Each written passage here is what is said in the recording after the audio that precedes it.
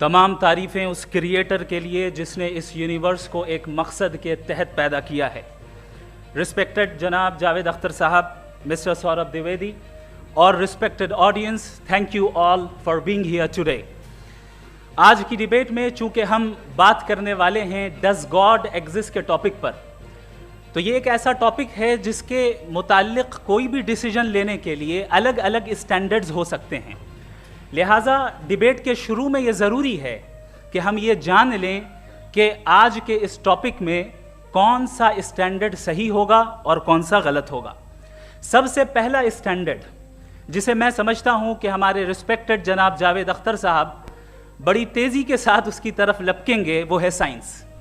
जबकि साइंस दर हकीकत खुदा के एग्जिस्टेंस को डायरेक्टली साबित करने या उसके एग्जिस्टेंस को डिनाई करने के लिए स्टैंडर्ड नहीं बन सकती। और उसकी वजह क्या है, ये मैं नहीं कह रहा, ये वो लोग कह रहे हैं जो साइंस के एक्सपर्ट्स हैं। नेशनल एकेडमी ऑफ साइंस कहती है science doesn't have the processes to prove और disprove the existence of God. Why? क्योंकि साइंस का ताल्लुक एम्पेरिकल एविडेंस से है और एम्पेरिकल एविडेंसेस का ताल्लुक हमारे नेचुरल और फिजिकल वर्ल्ड से है, जबकि गॉड नॉन फिजिकल और सुपर नेचुरल रियलिटी है। लिहाजा नॉन फिजिकल रियलिटी को आप उस टूल के साथ नहीं चेक कर सकते जिसका काम फिजिकल रियलिटी को तलाश करना है। लिहाजा आज इस डिबेट में गॉड की एग्जिस्टेंस को साबित करने या उसे डिनाई करने में साइंटिफिक एविडेंस को एक्सेप्ट नहीं किया जाएगा। दूसरा स्टैंडर्ड हो सकता है रेविलेशन, कि रेविलेशन के जरिए हम ये साबित करें कि गॉड एग्जिस्ट करता है या नहीं। लेकिन ये स्टैंडर्ड भी आज इररेलेवेंट है। क्यों? क्योंकि रेविलेशन मेरे नज़दीक सोर्स ऑफ नॉलेज है, वैलिड सोर्स ऑफ नॉलेज है, लेकिन हमारे जावेद अख्तर साहब के नज़दीक ये वैलिड सोर्स ऑफ नॉलेज नहीं है। लिहाजा आज की डिबेट में मैं एक भी एविडेंस किसी भी मजहबी स्क्रिप्चर से नहीं दूंगा ताकि जावेद अख्तर साहब के लिए वो अनएक्सेप्टेबल ना हो।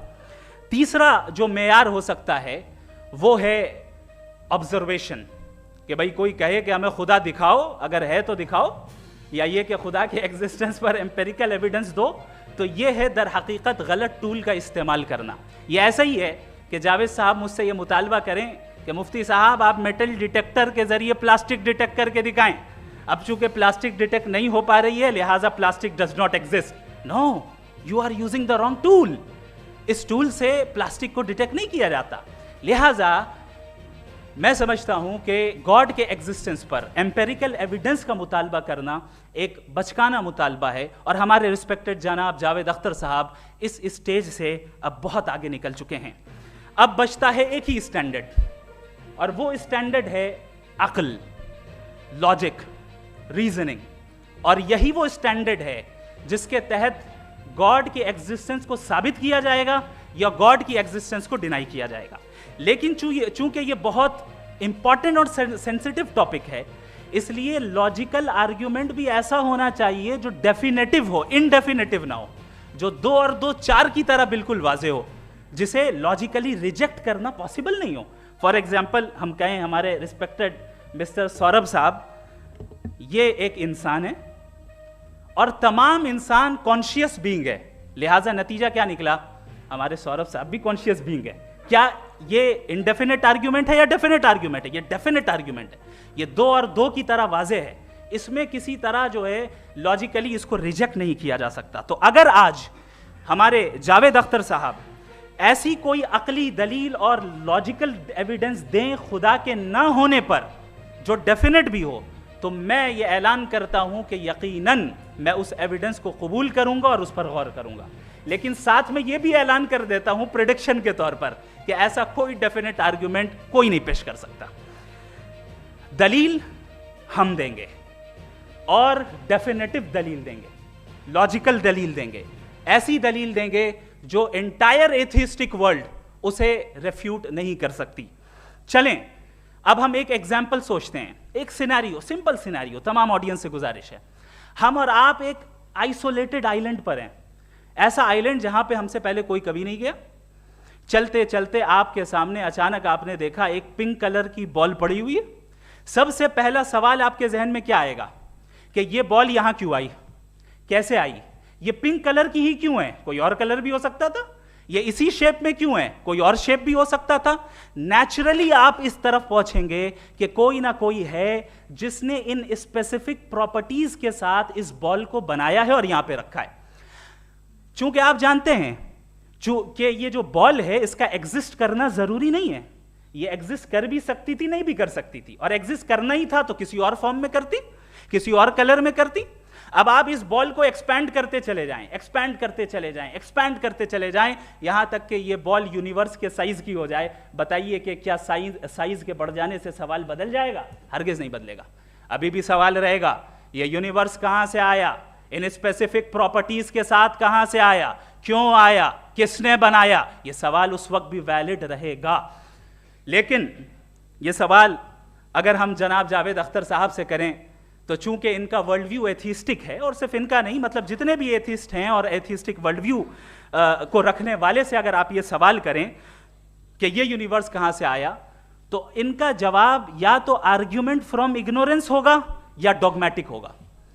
या तो ये कहेंगे कि मुझे नहीं पता कि ये कहां से आया, लिहाजा गॉड डज नॉट एग्जिस्ट, ये आर्ग्यूमेंट फ्रॉम इग्नोरेंस है, या ये कहेंगे कि ये यूनिवर्स खुद ब खुद बन गया। इसका मतलब ये है कि उस बॉल को भी खुद ब खुद बन जाना चाहिए, लेकिन बॉल के ताल्लुक से ये एक्सप्लेनेशन एक्सेप्ट नहीं की जाएगी कि ये खुद ब खुद बन गई, लेकिन यूनिवर्स के ताल्लुक से कर दिया जाएगा। इसे हम दूसरे अल्फाज में डॉगमा भी कह सकते हैं। दूसरी चीज, हमारे जावेद अख्तर साहब जरूर गॉड ऑफ गैप्स की मिसाल भी जरूर देंगे, और मिसाल देंगे कि पहले ज़माने में बिजलियां कड़कती थी तो लोगों ने किसी एक खुदा की तरफ, और बारिश होती थी तो दूसरे खुदा की तरफ मंसूब कर दिया, उनके पास दलील नहीं थी। यह हमारा वर्ल्ड व्यू है ही नहीं, यह हमारा वर्ल्ड व्यू है ही नहीं, क्योंकि नेचुरल फिनोमेना के प्रोसेस की इंटरप्रिटेशन को जान लेने से यह कहां से साबित हो गया कि गॉड एग्जिस्ट नहीं करता है। इस पर मैं इंशाअल्लाह अभी आगे बात करूंगा। आप हजरात ये भी देखेंगे, और मैं ये एक्सपेक्ट करता हूं कि हमारे रिस्पेक्टेड जनाब जावेद अख्तर साहब जरूर इमोशनल आर्ग्यूमेंट्स भी देंगे, जो कि एक लॉजिकल फेलेसी है जब बात आती है ट्रुथ को डिसाइड करने में। क्यों? मिसाल के तौर पर वो कहेंगे कि अगर गॉड है तो ईविल क्यों एग्जिस्ट करता है, जबकि मैं कहता हूं ईविल का एग्जिस्ट करना गॉड के एग्जिस्ट करने की दलील है, उसके खिलाफ नहीं है। चूंकि अगर गॉड है तो हम सब उसके सामने अकाउंटेबल हैं, और अगर हम अकाउंटेबल हैं तो अकाउंटेबिलिटी के लिए ईविल का मौजूद होना जरूरी है, उसके बगैर हम अकाउंटेबल नहीं हो सकते। और अगर हम अकाउंटेबल नहीं हैं तो हम जनाब जावेद अख्तर साहब से पूछेंगे कि आप बताएं कि फिर सफरिंग इस दुनिया में क्यों है? अगर खुदा नहीं है तो सफरिंग क्यों है? और उन लोगों के जज्बे का क्या जिनके अंदर सफरिंग के बाद इंतकाम लेने का जज्बा पाया जाता है और वो इस दुनिया से ऐसे ही चले गए, क्या उनकी सारी तकलीफें बेकार चली जाएंगी? अब आ जाएं उसी एग्जाम्पल की तरफ कि बॉल, मुझसे अगर कोई पूछे इस बॉल को किसने बनाया और या इस एक्सपेंडेड बॉल को किसने बनाया, मैं कहूंगा कि चूंकि ये यूनिवर्स और इस यूनिवर्स की तमाम चीजें कॉन्टिंजेंट हैं। कॉन्टिंजेंट होने का मतलब ये होता है कि जो अपने एग्जिस्टेंस पे किसी के ऊपर डिपेंड करती हो, तो जाहिर है ये यूनिवर्स कॉन्टिंजेंट है। और अगर कोई चीज कॉन्टिंजेंट नहीं है तो मैं रिक्वेस्ट करूंगा कि मुझे दिखा दें कि कौन सी चीज यूनिवर्स में कॉन्टिंजेंट नहीं है, हम भी जरा गौर कर लें और हम भी देख लें। और जब कॉन्टिंजेंट चीजें मौजूद हैं तो फिलोसोफर्स की इस्तिलाह के मुताबिक, हम उस टर्मिनोलॉजी के मुताबिक हम उस जगह तक पहुंचते हैं और उस हस्ती तक पहुंचते हैं जिसे नेसेसरी बीइंग कहा जाता है, कि ये वो नेसेसरी बीइंग है जिसका मौजूद ना होना नामुमकिन हो। क्योंकि अगर ये मौजूद ना हो तो सारी चीजें एग्जिस्टेंस में आएंगी ही नहीं, और ये सारी कॉन्टिंजेंट चीजें उसी के ऊपर डिपेंड करती हैं। अब अगर आप ये सवाल करते हैं कि फिर उस हस्ती को किसने बनाया, फिर उसका कॉज क्या है, फिर उसका कॉज क्या है, फिर उसका कॉज क्या है, और एंडलेसली चले जाएं, इसे हम कहते हैं इन्फिनिट रिग्रेस ऑफ कॉजेस, जो कि लॉजिकल फेलेसी है। कॉन्सेप्चुअली इन्फिनिटी पॉसिबल है। मिसाल के तौर पे न्यूमेरिकल्स 1 2 3 गिनते चले जाएं, इन्फिनिट नंबर्स हैं। मैं कॉन्सेप्चुअली बात नहीं कर रहा, प्रैक्टिकली रियलिटी में साबित करके दिखाएं कि infinite regress of causes possible है या नहीं। अगर पॉसिबल है तो हम मान लेंगे, मिसाल दे दें, और पॉसिबल नहीं है तो एक ही ऑप्शन बचता है जिसे हम कहते हैं नेसेसरी बीइंग। ऐसी नेसेसरी बीइंग जो इंडिपेंडेंट है, क्योंकि अगर वो डिपेंडेंट हुई तो वो नेसेसरी नहीं रहेगी। ऐसी इंडिपेंडेंट बीइंग जो इटर्नल है, अगर वो इटर्नल नहीं होगी, उसकी बिगिनिंग होगी तो वो खुद कॉन्टिंजेंट है। ऐसी बीइंग जो पावरफुल है, क्योंकि कॉन्टिंजेंट को एक्चुअलाइज करने के लिए पावर चाहिए। ऐसी बीइंग जो इंटेलिजेंट है और नॉलेजेबल है, क्योंकि ये यूनिवर्स स्पेसिफिक फॉर्म और स्पेसिफिक लॉज ऑफ नेचर के तहत प्रिसाइजली चल रहा है। Thank you. थैंक यू मुफ्ती साहब। मैं इन दलीलों के बाद जावेद अख्तर साहब से गुजारिश करूंगा, आप बैठ के बोलना चाहेंगे या वहाँ? जी।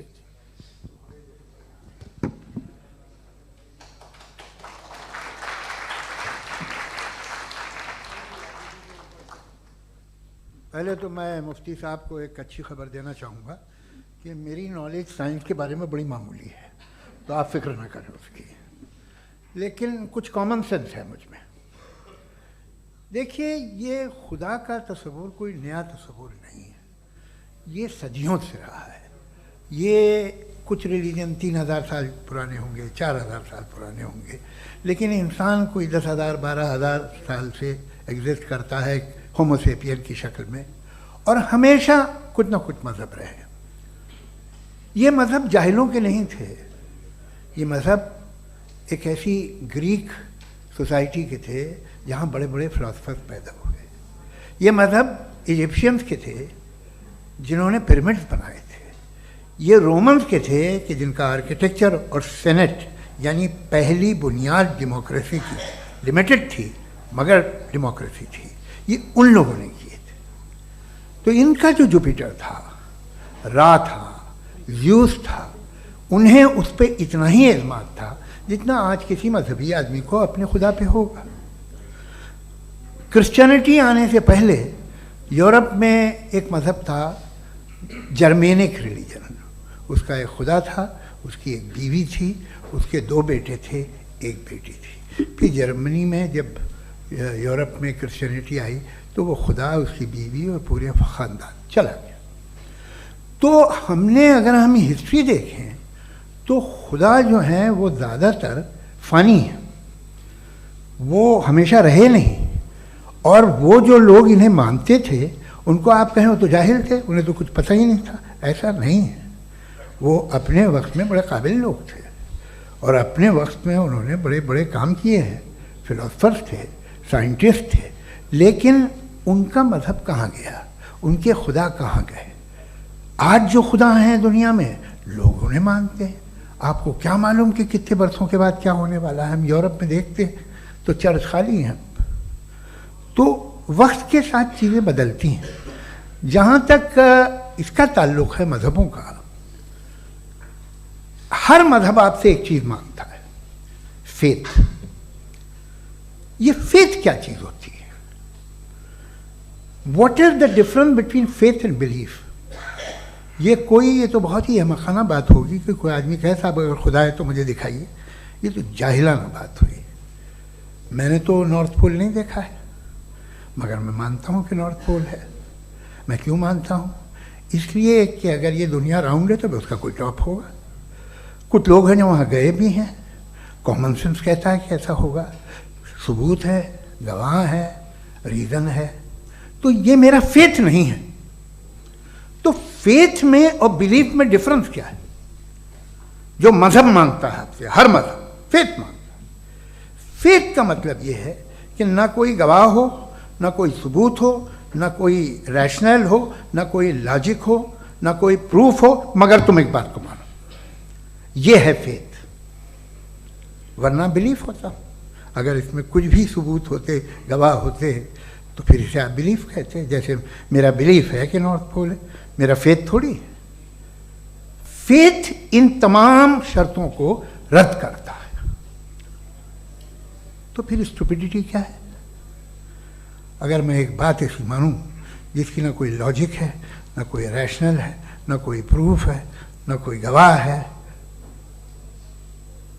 ना कोई सबूत है, और मैं उसे मानूं, तो ये स्टुपिडिटी हुई। इसे ही भाई कल को मैं यकीन कर लूँ कि एलॉन मस्क जो है मेरा भाई है, तो मुझे इंतहाई खुशी होगी, सुकून भी बहुत मिलेगा मुझे। लेकिन और कहे भाई क्यों मानते हो, क्या सबूत है? भाई वो तो अमेरिकन है और तुम तो इंडियन हो, वो तो नस्ल अलग है, तुम्हें कभी मिले भी नहीं। साहब देखिए मेरा फेथ है, इस पर बात ना किया। फेथ का मतलब ही यह है कि आप प्रूव नहीं कर सकते। अगर आप प्रूव कर सकते हो तो फेथ की ज़रूरत ही नहीं, फिर तो आप बात करेंगे, आप कितनी बहस कर लीजिए।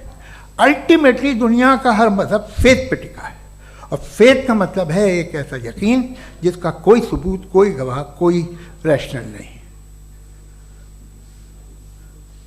अब आप ये कहें, क्या आप ये क्यों कह रहे हैं कि साहब ये कायनात किसने बनाई? कमाल ये है कि आपने बताया कि एक आइलैंड पे गए और एक बॉल देखी। आपने ये नहीं कहा कि आइलैंड किसने बनाया, आपको सिर्फ बॉल पे हैरत हुई।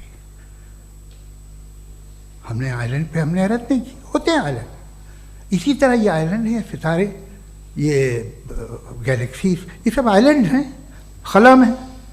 हम उन्हें टेकन फॉर ग्रांटेड लेते हैं, हम पूछते नहीं किसने बनाए। आपने जजीरे के बारे में भी नहीं पूछा है। मेरी पैदाइश कैसे हुई? क्या मैं प्लान्ड पैदा हुआ था? I was plan to be born, या एक लकी स्पर्म था जो किसी एग से चिपक गया? मेरी पैदाइश रैंडम।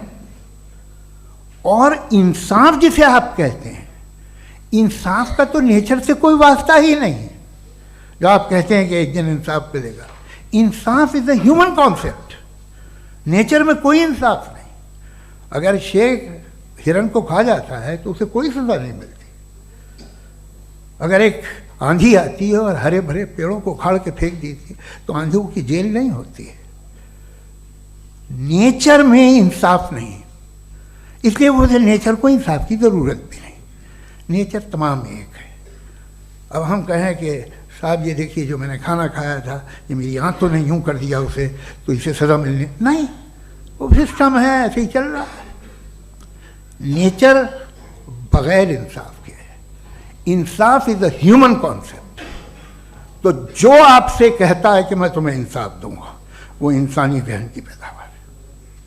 ये नेचुरल है ही नहीं, ये आसमानी है ही नहीं। नेचर का तसव्वुर, इंसाफ का तसव्वुर। भाई आप साथ मिलते हैं, अब आप लेफ्ट हैंड ड्राइव करते हैं, ये क्या है? तमाम सच, तमाम नेकी, तमाम शराफत लेफ्ट हैंड ड्राइव है। वरना क्या होगा, या तो आप क्रॉस कर देंगे, आपका एक्सीडेंट हो जाएगा, या आप किसी को मार देंगे, या ट्रैफिक जैम हो जाएगा। झूठ, बेईमानी, रिश्वतखोरी, ये तमाम जो है driving on the wrong side है। इसके ऊपर कुछ नहीं। ये तो हमने बनाया, जैसे हमने लेफ्ट हैंड ड्राइव बनाई है। ये कॉन्सेप्ट ऑफ इंसाफ जो है ये हमारा है, इसका नेचर से कोई वास्ता नहीं। शेर खा जाता है हिरन को, उसे जेल होती है क्या? कुछ भी नहीं, है ही नहीं। तो ये जो दुनिया के रिलीजन प्रॉमिस करते हैं आपसे इंसाफ, इसी से मालूम होता है कि ये मैन मेड है। ये तसव्वुर कहीं और का है ही नहीं। जो नेचर है, कुछ लोग कहते हैं नेचर ही खुदा है, तो नेचर में तो इंसाफ नहीं कहीं। और आप वादा कर रहे हैं कि तुम्हें मरने के बाद इंसाफ मिलेगा। मुझे अगर मिलेगा तो मैं बहुत खुश हूँगा, लेकिन मैं यकीन नहीं कर पाता हूँ, इसलिए कि मैं फेथ नहीं पैदा कर सकता। The very fact that religions demand faith, इसका मतलब है कि उनके पास जस्टिफिकेशन नहीं है। अच्छा साहब, फिर रिलीजन अगर मॉडरेशन में है, कोई सा भी नहीं, वो आप में कुछ खूबियाँ भी पैदा करता होगा। देखिए उससे ये फ़ायदा है, वो फ़ायदा है। अल्कोहल जो है वो ज़्यादातर दवाओं में यूज़ होती है, और एक सर्वे किया गया था अमेरिका में कि लॉन्जिटिविटी किन लोगों की है। तो एक तरफ वो लोग थे जो शराब पीते ही नहीं थे, और एक तरफ वो थे जो एक बोतल शराब रोज़ पीते थे। सबसे ज़्यादा लंबी उम्र उनकी है जो 2 पैक नाप के शराब पीते और खाना खाते हैं। मगर हम शराब को बुरा समझते हैं, मैं भी बुरा समझता हूँ। क्यों? ऐसा होता नहीं। कुछ चीज़ों में आदत होती है कि वो बढ़ती है। आज तक में एक आदमी दूध पीता है, आप 10 साल बाद भी मिलेंगे तो एक ही गिलास पीता होगा। ऐसा नहीं होता, सुबह से दूध पीता रहता है। मिल्कोहलिक मैंने नहीं देखे, अल्कोहलिक होते हैं। ये टेंडेंसी है मजहब की कि वो बढ़ता है, जैसे कैंसर बढ़ता है, जैसे शराब बढ़ती है। कुछ लोग होंगे जो उसे सही तरह से यूज़ करते। मुझे यकीन है कि हमारे मुफ्ती साहब भी उनमें से एक हैं, इनसे बहुत खुशी हुई मुझे इनसे मिलकर। लेकिन कितने लोग हैं कि आज आप देखते हैं दुनिया में जो तबाहियाँ हैं, इनमें कितना हाथ है उन लोगों का जो बिलीवर। कहते था मजहब ये नहीं कहता, ना कहता होगा, मगर जब ये मजहब पीते हैं तो ऐसे बिहेव करते हैं। थोड़ा सा अगर हो तो शायद बहुत अच्छी बात, लेकिन शराब थोड़ी सी नहीं रहती, उसमें टेंडेंसी है पहले।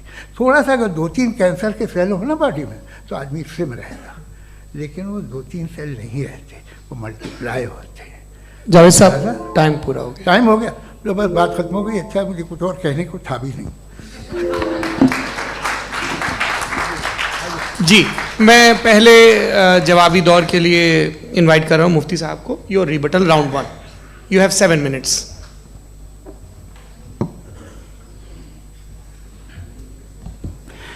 Thank you very much Javed साहब, आपकी बात को सुनकर बड़े महजूज हुए हम लोग। महजूज, डू यू अंडरस्टैंड?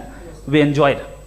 ओके, अब थोड़ा सा लॉजिकली उसको हम लोग देखते हैं। दरअसल हम लोगों ने कल गुजारिश की थी मुफ्ती साहब से भी, जावेद साहब से भी, कि हिंदुस्तानी ज़बान आम फहम सबको समझ में आ जाए, और जहाँ कहीं आप मुश्किल शब्द इस्तेमाल करें वहाँ बताते भी चलें।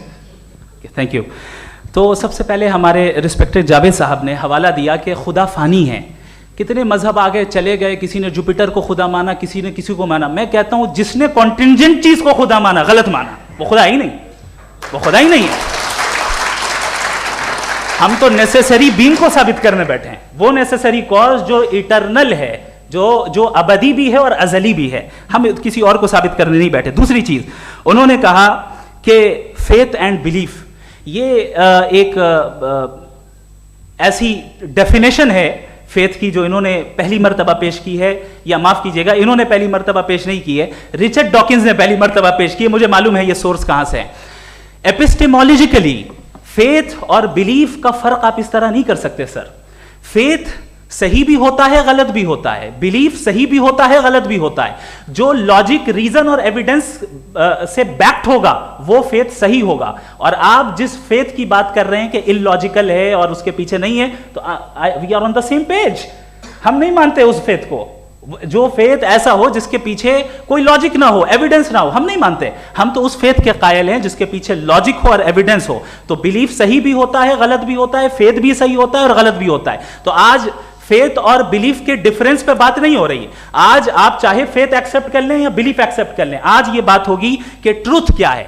चाहे ट्रू बिलीफ सही है या ट्रू फेथ सही है, और फॉल्स फेथ क्या है और फॉल्स बिलीफ क्या है, बात इस पे हो रही। दूसरी चीज इन्होंने पूछा स्टुपिडिटी फिर क्या है। अगर फेथ रिलीजन स्टुपिडिटी नहीं है तो और क्या है? चूंकि फेथ का मुतालबा करते हैं तो स्टुपिडिटी क्या है? मैं कहता हूं स्टुपिडिटी एथिज्म है। उसकी वजह यह है कि आप एक सड़क पे जा रहे हो और आप किसी गार्डन में जाएं और देखें वहां लिखा है फूलों के साथ I love Javed Akhtar, and I really do, I love you sir. So जब आप वहां पर पहुंचे तो वहां पहुंचकर अब ये बताएं, क्या आप ये कहेंगे wow what a natural selection? ये क्या नेचुरल सिलेक्शन है? नहीं, ये प्रिसाइजली डिजाइंड है, इसके पीछे डिजाइनर है। लिहाजा अगर कोई एक ऐसी कॉमन सेंस की बात को कबूल नहीं कर रहा है कि यूनिवर्स जो इतने प्रिसाइजली काम कर रहा है, हम कह दें कि खुद ब खुद बन गई, मैं समझता हूं इससे बड़ी स्टुपिडिटी और कुछ नहीं है। ये इरैशनल चीज है। फिर हमारे सर ने कहा कि आपने बॉल पे फोकस किया, आइलैंड पे फोकस नहीं किया। अरे आइलैंड को किसने बनाया यही समझाने के लिए तो बॉल की मिसाल दे रहा हूं। और बॉल भी कॉन्टिंजेंट है, आइलैंड भी कॉन्टिंजेंट है, दोनों नेसेसरी बीइंग का मुतालबा करते हैं। आगे इन्होंने कहा कि नेचर में कोई इंसाफ नहीं है। हम डिसाइड करते हैं कि मोरालिटी क्या होती है, इंसाफ क्या होता है। हम डिसाइड करते हैं, जैसे ड्राइविंग सीट में ट्रैफिक वाला, ये तो किसी खुदा ने नहीं कहा, ये है, इसे कहते हैं फॉल्स इक्विवेलेंस। ये एक लॉजिकल फेलेसी है। आपने जो है मिसाल दी ड्राइविंग की और ट्रैफिक की, ये सब्जेक्टिव मोरालिटी है।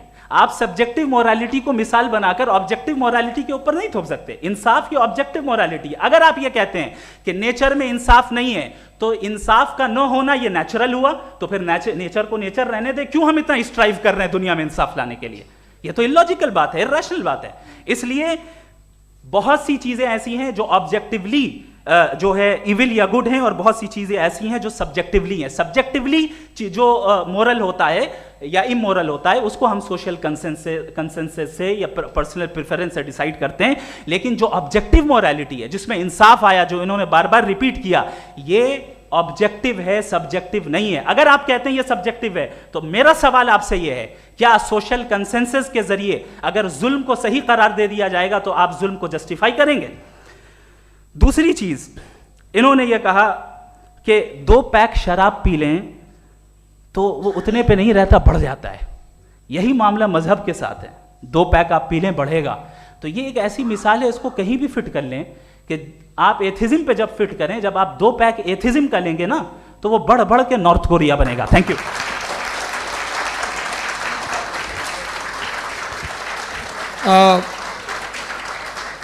फर्स्ट राउंड के रिबटल के लिए मैं जावेद साहब को इनवाइट कर रहा हूं। आपके पास 7 मिनट का वक्त है, रीसेट कर दीजिएगा प्लीज। मुझे इस बात की खुशी है कि मुफ्ती साहब ने भी मान लिया कि नेचर में कोई इंसाफ नहीं है।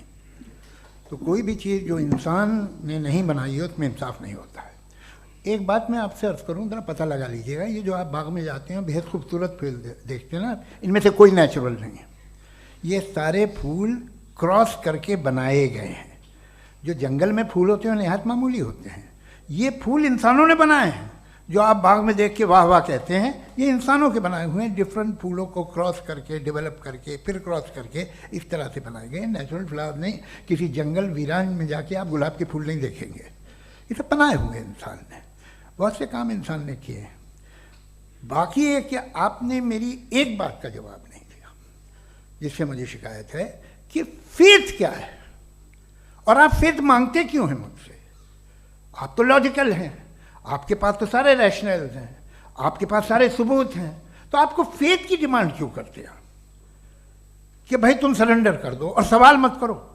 कोई मजहब सारे सवाल करने की इजाज़त नहीं देता है और मना करता है कि ज़्यादा सवाल ना करो, बहक जाओगे तुम।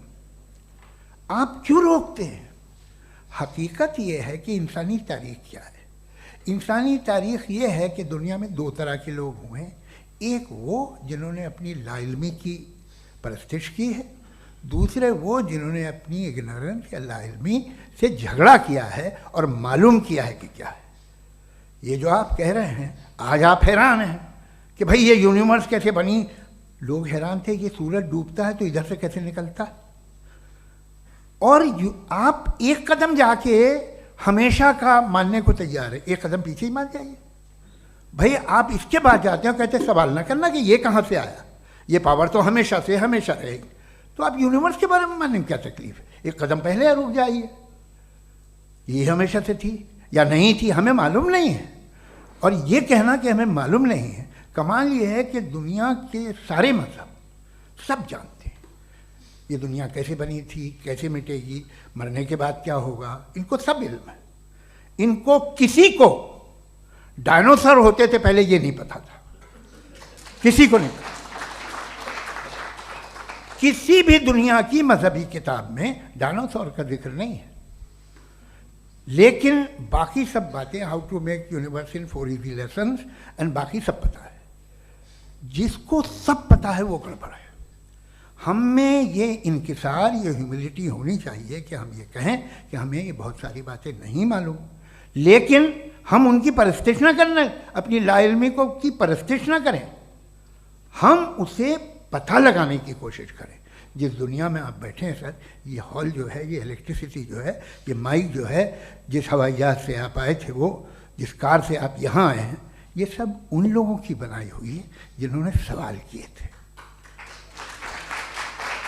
ये दुनिया जिसमें आप आज आराम से हैं, ये उन लोगों की बनाई है कि जिन्होंने सवाल किए थे। और हर स्टेज पे इन सवालों को मकरूह कहा गया था, गलत कहा गया था। आप ज़रा तारीख पढ़िए, एक बड़ी दिलचस्प किताब है बर्ट्रैंड रसेल की, जिसमें उसने रिलीजन एंड साइंस कि कब से रिलीजन जो है साइंस के अगेंस्ट है। और हद तो ये है कि भाप के इंजन के खिलाफ थे, स्टीम इंजन के भी खिलाफ थे, और फतवे हुए उन पर, वेटिकन ने दिए।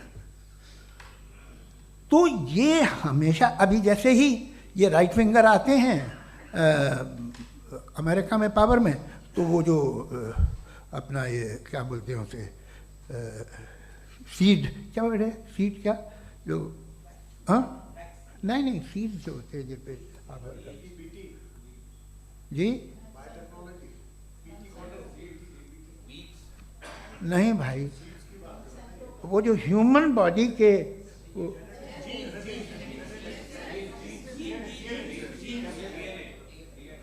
उस पर रिसर्च बंद हो जाती है, रिपब्लिकन नहीं करने देते। अरे भाई इतना डर क्या है तुम्हें? एक ज़माने में बहुत नाराज़ थे ये सारे मजहबी लोग कि ये इंसान तो इंसान बनाने की कोशिश कर रहा है। आपको क्या तकलीफ भाई, बना ले तो बना लेने दो, ये खौफ क्या है? और ये सब आज जो आप कह रहे हैं नामुमकिन है, ये कैसे हुआ?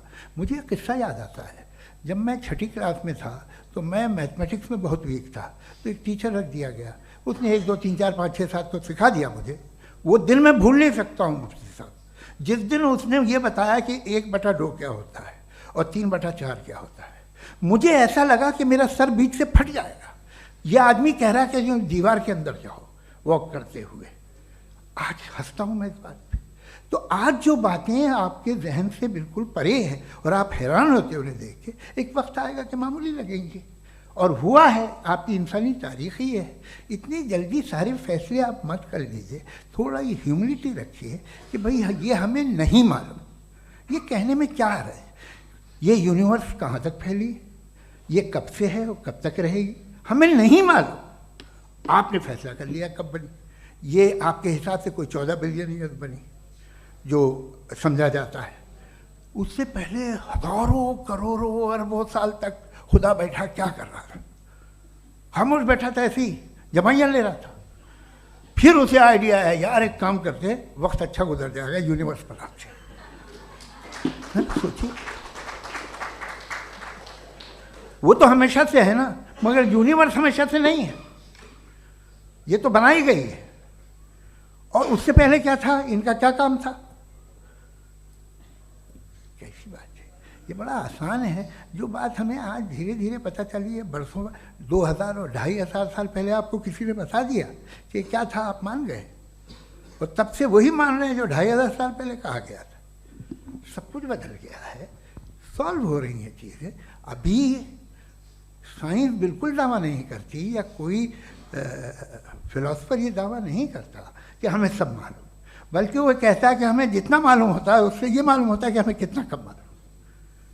तो हम अपनी जहालत से लड़े, उसकी परस्तिश न करें। जी, time. Thank you so much. मैं तर्कों की श्रृंखला में राउंड 2 के लिए मुफ्ती साहब को आमंत्रित कर रहा हूँ। आपके पास एक बार फिर से 7 मिनट का वक्त है। शुक्रिया। जनाब जावेद अख्तर साहब कई मर्तबा दोहरा रहे हैं कि फ़ेथ का मतलब बताइए, फ़ेथ का मतलब बताइए। मैंने बता दिया, फ़ेथ सही भी होता है, गलत भी होता है। और आज हम फ़ेथ पे बात नहीं कर रहे, हम ट्रुथ और डज गॉड एग्जिस्ट पे बात कर रहे हैं। क्या डज गॉड एग्जिस्ट, ये ट्रुथ यानी गॉड है या नहीं है, इसमें से दोनों ट्रुथ क्या है। अब आप उसे फ़ेथ कह लें, बिलीफ कह लें, नॉट माई बिजनेस। उसके बाद आपने कहा कि भाई सवाल करने से मजहब रोकता है। मैं कहता हूं जो रोकता है वो रोकता होगा, मैं नहीं रोकता। बल्कि सवाल करें, सवाल करना चाहिए। सवाल कर करके तो हम आगे बढ़ते हैं, तरक्की करते हैं, और इसीलिए मैं आज यहाँ पे आया हूँ। लेकिन सवाल सिर्फ खुदा से नहीं होगा, आपसे भी होगा। सवाल एथिज्म से भी होगा, सवाल सिर्फ मजहब से नहीं होगा, सबसे होगा। और आज मैं सवाल करूंगा और उम्मीद है कि आप जवाब देंगे। अभी तक आपने वैसे कॉन्टिंजेंसी आर्गुमेंट का कोई जवाब नहीं दिया है। चलें, आपने कहा यूनिवर्स के बारे में इटर्नल क्यों नहीं बोल देते।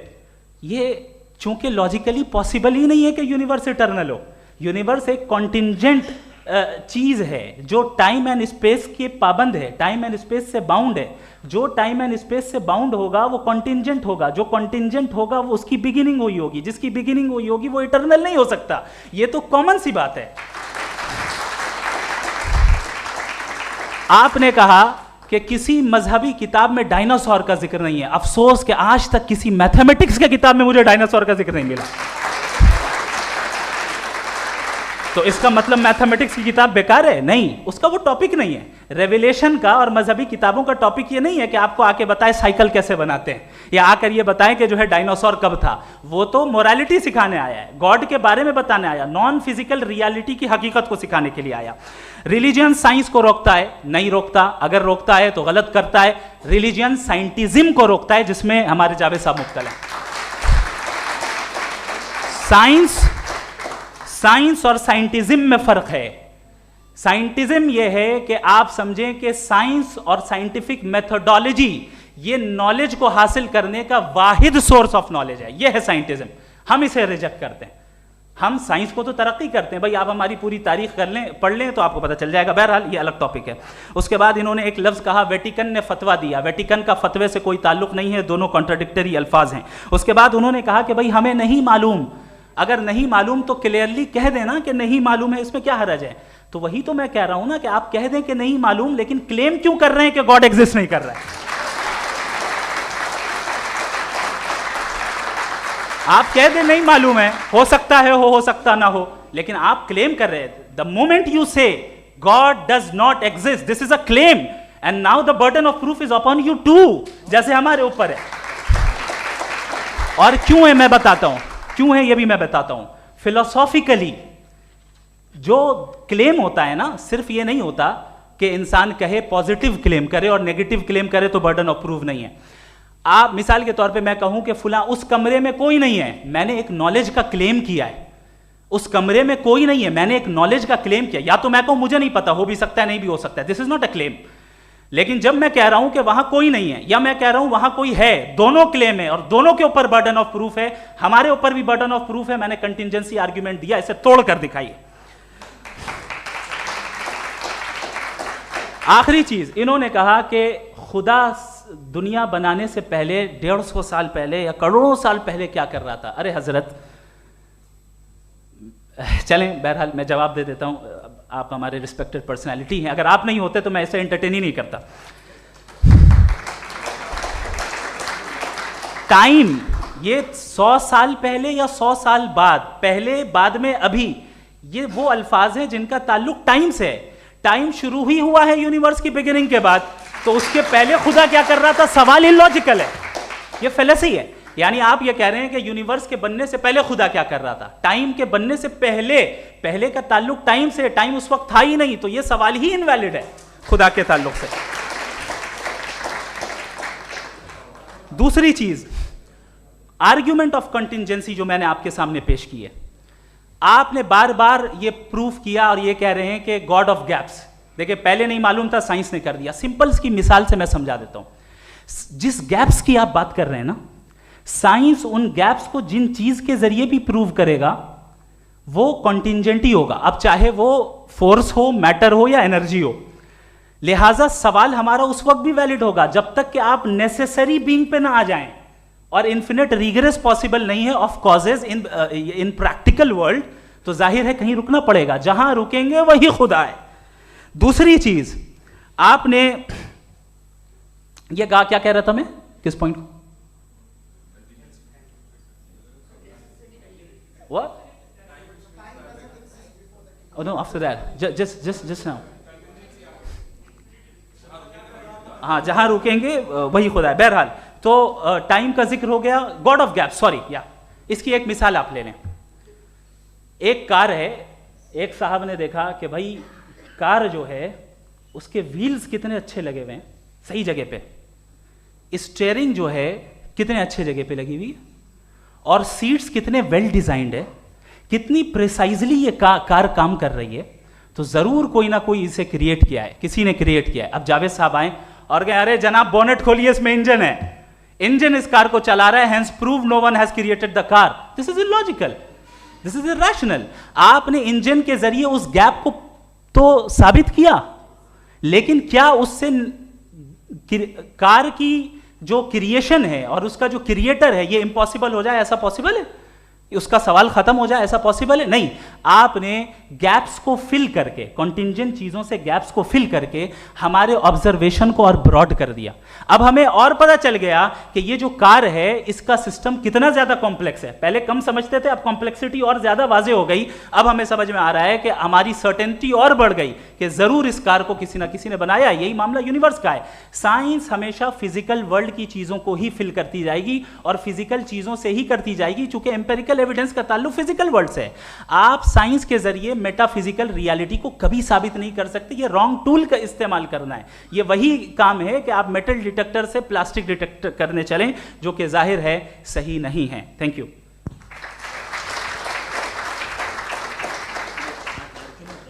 जी, ये आर्ग्यूमेंट का राउंड 2 है। हाँ। 7 मिनट है। पहले तो मैं आपसे अर्ज करूं कि आपने कहा कि जब कायनात ही नहीं थी तो वक्त भी नहीं था, कुछ भी नहीं था। कैसे नहीं था? खुदा था। एक एग्जिस्टेंस तो था ना खुदा का। तो जब खुदा था तो वक्त भी होगा। ऐसा नहीं है कि कुछ भी नहीं था, खुदा था। अच्छा, बाकी एक आपने कहा साहब आप साबित कीजिए, आपके पास भी लॉजिक है, मेरे पास भी लॉजिक है। आप मेरा जिम्मेदारी नहीं है साबित करना कि खुदा है। बर्टन रसल ने बड़ी अच्छी बात कही। बर्टन रसल ने बड़ी अच्छी बात कही है। मैं आपसे अगर ये दावा करूं कि एक चाय की केतली मरीख के चारों तरफ घूम रही है, मार्स के चारों तरफ, तो यह आपका काम नहीं है कि आप साबित करें कि कोई चाय की केतली नहीं है। ये मेरा काम है, मैंने दावा किया है। ये दावा तो मजहबी लोग करते हैं कि खुदा है। मैं क्यों साबित करूं कि नहीं है? जब तक आप मुझे कन्विंस नहीं कर देंगे मैं नहीं मानूंगा। आपकी जिम्मेदारी है, मेरी जिम्मेदारी नहीं है। दोयम ये कि ये जो आप कह रहे हैं, जो गैप्स हैं, ये गैप जब जब किसी मजहब को चैलेंज करते हैं, जब ऐसा कोई बात आती है तो हंगामा हो जाता है कि जब वो चैलेंज करें किसी फेथ को।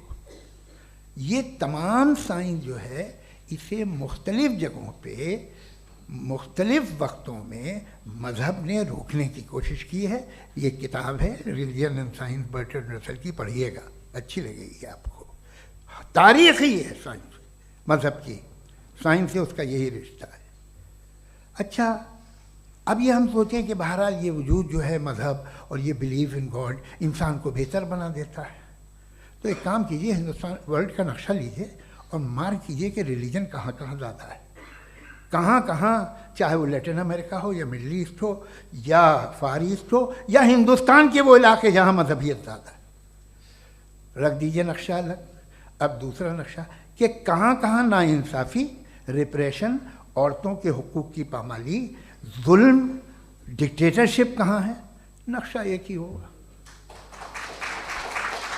तो आप मुझे बताएं कि जो इसका तरकीब इस्तेमाल क्या है।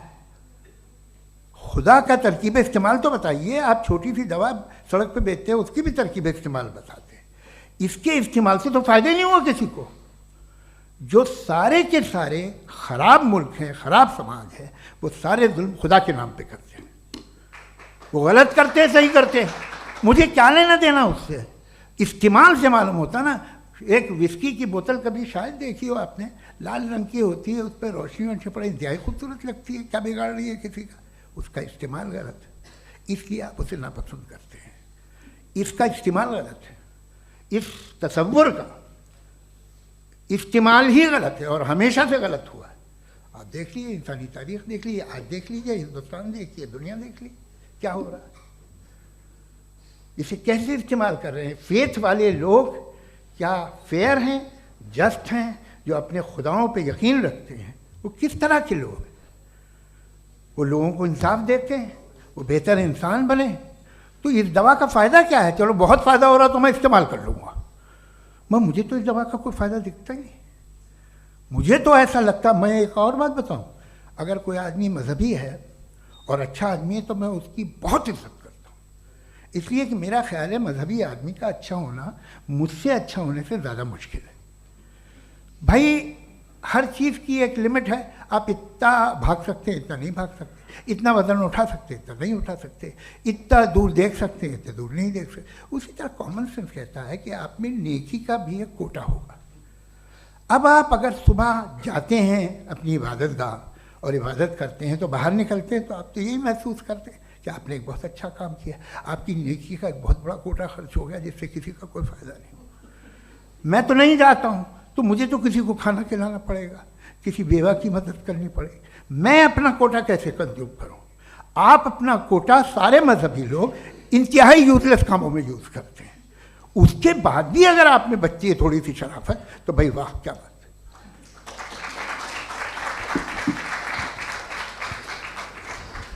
एक तो मुझे ये बात बहुत अच्छी लग रही है कि दोनों ही विद्वान समय को मानते हैं और बहुत समय से अपनी दलीलें और बाज़ दफ़ा समय से पहले अपनी तकरीरें पूरी करके अपनी अपनी कुर्सी पर बैठ रहे हैं। ये इस आर्ग्यूमेंट का राउंड 2 पूरा हुआ। अब रिबटल का राउंड 2 है और उसके बाद क्रॉस एग्जामिनेशन होगा। नहीं, आपका आर्ग्यूमेंट हो गया सर। हमारे यहाँ स्कूल के सिलेबस में पंच परमेश्वर कहानी पढ़ाई जाती है प्रेमचंद जी की लिखी हुई। आप निश्चिंत रहिए, आपके कोई राउंड में मिस नहीं होने दूंगा। रिबटल का राउंड 2 मुफ्ती शमाइल नदवी साहब।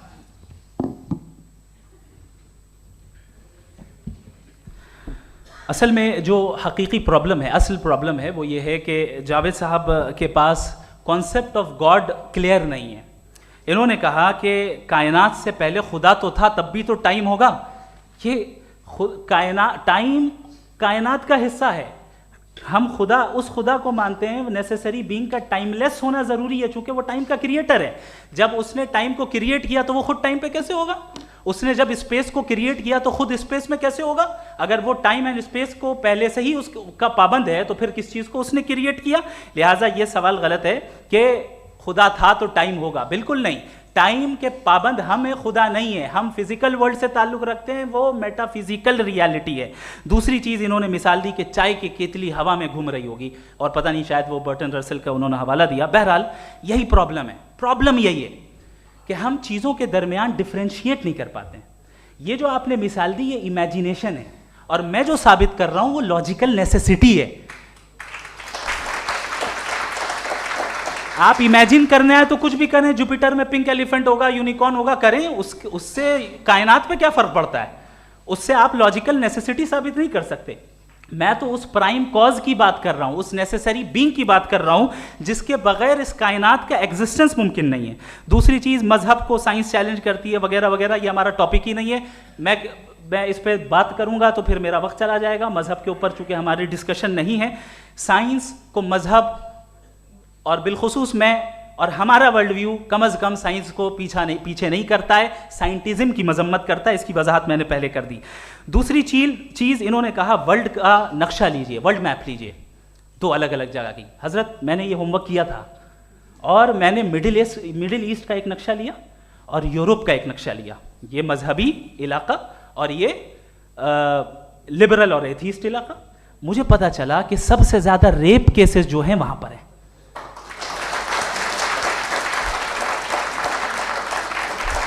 मुझे ये पता चला यूएन की रिपोर्ट के मुताबिक, मैं ये अपने घर से नहीं लेके आ रहा, कि जो वर्किंग वुमेन है यूरोपियन कंट्रीज में, उसमें 81% वुमेन सेक्सुअल हैरेसमेंट का वर्क में शुमार हो रही है। ये मिडिल ईस्ट में नहीं हो रहा है, वो मजहबी लोग हैं इसलिए नहीं हो रहा है। दूसरी चीज, आपने ये कहा कि मजहबी आदमी का अच्छा होना हमारे अच्छे होने से बहुत मुश्किल है, बहुत मुश्किल है। तो इसका मतलब यह है कि गॉड के अलावा आपके पास अच्छे और बुरे का कोई स्टैंडर्ड है। मैं चाहूंगा कि कन्वर्सेशनल स्टाइल वाली डिस्कशन और सेगमेंट पे इसी पे बात कर लेते हैं। Thank you very much.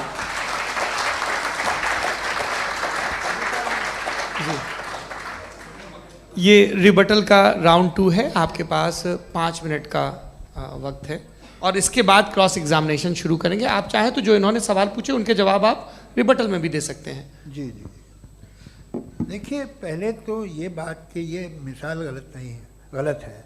इन्होंने पहले ही हमको डिसार्म कर दिया, कह लिया अकल से मामला सॉल्व नहीं हो सकता, लॉजिक से आप पहुंच नहीं सकते। ये एक मेटाफिजिकल चीज़ है। मेटाफिजिकल अजीब सा लफ्ज़ है, ठीक से किसी को माने नहीं मालूम इसके, तो ऐसा लगता है कुछ बड़ी चीज़ है। अरे भाई क्या होता है मेटाफिजिकल, बताओ, खड़ी हो। ये एक लफ्ज़ है जो कहीं भी इस्तेमाल हो जाता है। जब आप एक बात कर रहे हैं और आप मुझसे बहस कर रहे हैं तो मुझे मेटाफिजिकल मत बताइए, आप लॉजिकली मुझे प्रूव किए। और अगर लॉजिकली आप नहीं बात करते साहब ये मेटाफिजिकल है, तो फिर हम आप बात क्या कर रहे हैं? मेरा आपका किस ज़बान में कॉन्वर्सेशन होगा। और ये कहना कि वक्त पहले नहीं था, तो फिर क्यों कहते हैं ये हमेशा से हमेशा रहेगा? हमेशा वक्त है, तो आप कैसे कहते हैं वो हमेशा से है और हमेशा रहेगा? हमेशा का मतलब है कोई वक्त, अगर वक्त ही नहीं है तो हमेशा कैसे? बाहर वो रहेगा। अब मैं ये देखता हूँ, आपने कहा ना कि वहाँ रेप ज़्यादा होते हैं, तो हम एक बात देखते हैं कि ये दुनिया जिस पे वो कादर मुतलक है, जिसकी मर्ज़ी के बगैर पत्ता भी नहीं हिलता, ओमनीपोटेंट है, ये दुनिया चल कैसे रही है? और इस दुनिया का हाल क्या है? 45,000 बच्चे जो 10 साल की उम्र से कम थे वो गाजा में मरे। भूख से काला हांडी में बच्चे मरते हैं और डिप्थेरिया से मरते हैं। डिप्थेरिया अजीब मर्ज है, गले में जाली बनना शुरू होती है, बच्चा नीला हो जाता है, गरीब का बच्चा, इसलिए कि उपास इलाज में। ये कादर मुतलक है, जो चाहे कर दे। इससे आप दुआएं मांगते हैं हमारी, ये काम कर दे वो कर दे, तो इसका मतलब डे टू डे लाइफ में वो इंटरफेयर करता है और ये देख रहा है वो। अगर वो वाकई भी है फॉर डिस्कशन सेक, तो मैं जब दुनिया देखता हूँ तो मेरे दिल में उसके लिए कोई इज्जत नहीं पैदा होती। ये क्या कर रहे हो तुम पूरे ऑल पावरफुल हो, ओमनीपोटेंट हो, ओमनी प्रेजेंट हो। तुम तो वहाँ गाजा में रहे होगे ना, तुम हर जगह हो। तुम देख रहे थे कि बच्चे की कैसे धज्जियाँ उड़ रही, तुम देख रहे थे और तुम चाहते हो मैं तुम्हारी परस्तिश करूँगा, तुम हो भी। अरे यार, इसके अच्छे तो हमारे चीफ प्राइम मिनिस्टर हैं, कुछ तो ख्याल करते हैं। कमाल है, आप किसकी इबादत कर रहे हैं? अगर वो है भी, ये दुनिया नाइंसाफी से, जुल्म से, जबर से, तशद्दुद से भरी हुई। और आप ये मत कहिएगा कि वो देख रहा है और वो बताएगा एक दिन। अगर वो देख रहा है और इंटरफेयर नहीं करता तो आप दुआ क्यों मांगते? आप कहते हैं मेरा ये काम करा दे, इसके मतलब है वो दखल दे सकता है, वो आपको नौकरी दिलवा सकता है, भले दूसरे आदमी को न मिले, मगर आपका काम कर देगा चूंकि आपने दुआ मांगी है। तो जब वो आपको नौकरी दिला सकता है, लड़की की शादी कर सकता है, बेटे को ग्रीन कार्ड दिलवा सकता है, तो कम से कम ये जो मर रहे हैं बच्चे, इनको रोक दे, कुछ तो करे। मुझे तो दुनिया में, इस दुनिया का कोई मालिक है, इसका ओमनीपोटेंट कोई रूलर है, और ये दुनिया ऐसी चल रही है। मैं तो चाहूँगा कि भाई ना हो, अगर हो तो बड़ी शर्मिंदगी की बात है। शुक्रिया।